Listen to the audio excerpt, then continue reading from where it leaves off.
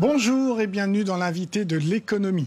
Je reçois Gladys Yao, gérante de la Citrave, la société ivoirienne de transformation du vivrier, et Nicolas Tranteseau, directeur général du SIAL, le Salon international de l'alimentation. Bonjour à tous les deux. Bonjour. Alors Nicolas Tranteseau, le SIAL, le Salon international de l'alimentation, ça a lieu tous les 2 ans en général en octobre en France. C'est le plus grand salon mondial. Tout à fait. C'est un peu la grande caverne d'Alibaba de l'alimentation puisqu'on reçoit plus de 130 pays qui exposent et c'est un énorme supermarché. Il y a 450 000 produits qui sont présentés. C'est absolument énorme.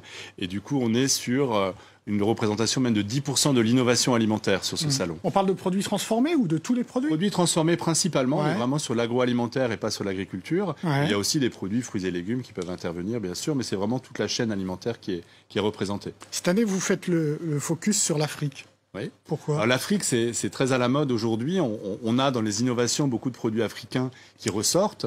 Et en fait, ça répond vraiment à l'attente de plaisir des consommateurs, puisque le plaisir, c'est l'exotisme. Et l'exotisme, justement, on a cette année deux régions à la mode, la Corée, de manière intéressante, et l'Afrique de manière générale, donc surtout l'Afrique subsaharienne. Et là, on est sur vraiment des attentes de nouveaux goûts, de produits naturels qui vont justement apporter un peu de piment, peut-être que le mot est bien choisi, à cette période. Super transition. Donc Gladys Yao, justement, vous fabriquez du piment, hein, c'est assez clair, naturel, sans ajout. C'est important pour vous? Bien sûr que c'est l'une de nos priorités de fabriquer du piment sain, propre et agréable, accessible à tout le monde. Qui part d'une culture en Côte d'Ivoire très forte là-dessus ou pas? Bien sûr. En Côte d'Ivoire en particulier et en Afrique en général, nous ne pouvons pas consommer un plat sans piment. C'est impensable même. Dans chaque repas africain, il y a du piment. Les plats sont beaucoup épicés. Donc, c'est vraiment un bon créneau pour nous de pouvoir proposer du piment sain, du piment propre et accessible à tous. Vous vendez où? Parce que vous dites que tous les Africains adorent le piment, donc je suppose que vous avez un immense marché. Malheureusement, non. Malheureusement, non. Pas encore. Nous sommes d'abord locaux. L'objectif premier, c'est de conquérir d'abord le marché local, le marché ivoirien. Et c'est après que nous allons chercher à conquérir le marché africain.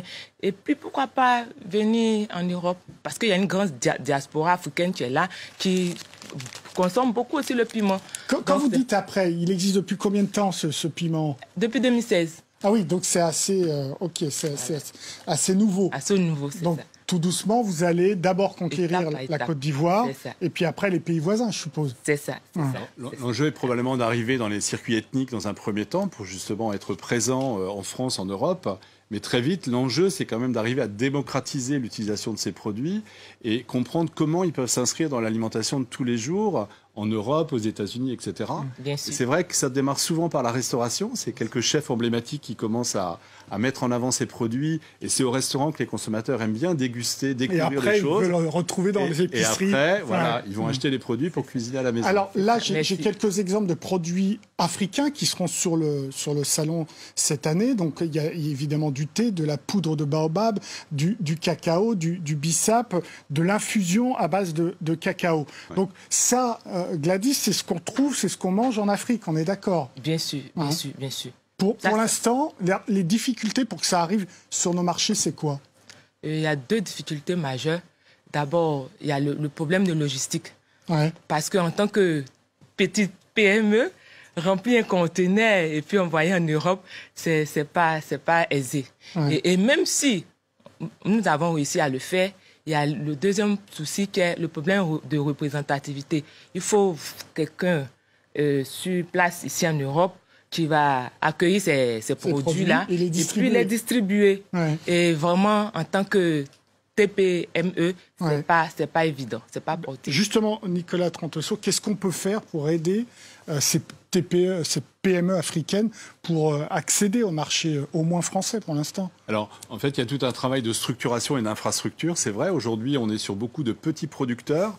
Et la règle pour justement accélérer, c'est de se regrouper. C'est un peu la démarche de la Côte d'Ivoire en apportant sur le salon une dizaine d'entreprises groupées Hein, et c'est ensemble, en collectif, qu'elles arrivent à gagner en visibilité et du coup à être repérées par des importateurs qui feront ce travail après de développer ces produits en France. Parce que vous avez une plateforme commune ou pas alors pour exporter ce produit ou pas? Bien sûr, nous avons une plateforme commune et c'est le lieu de dire grand merci au gouvernement ivoirien qui, à travers l'agence Côte d'Ivoire PME, qui est une structure du ministre du Commerce, a permis, je dirais, à faciliter même notre participation au CIAL 2022. On est d'accord, Gladys, vous gardez la valeur ajoutée de votre produit, c'est-à-dire que vous le prenez de la plantation jusqu'au client, alors que sur le cacao, c'est plutôt un produit qui est exporté et la valeur ajoutée, c'est plutôt les Occidentaux. C'est ça.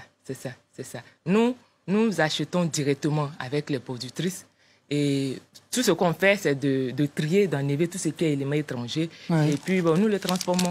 Donc ça reste toujours le goût piment, ça reste toujours le produit à l'état initial.